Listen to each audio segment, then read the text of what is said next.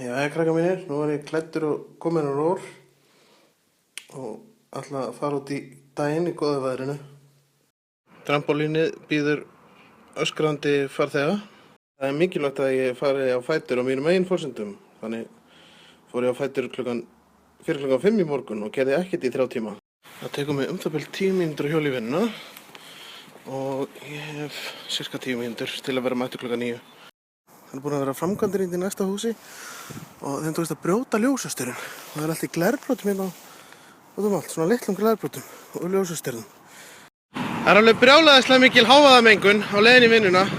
Þess vegna er ég alltaf með noise cancelling heyrnartól eftir þeim núna til þess að geta snabbt.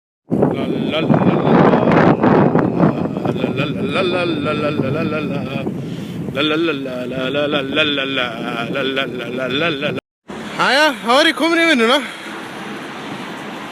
Nei, djók. Hérna hugsmiðan.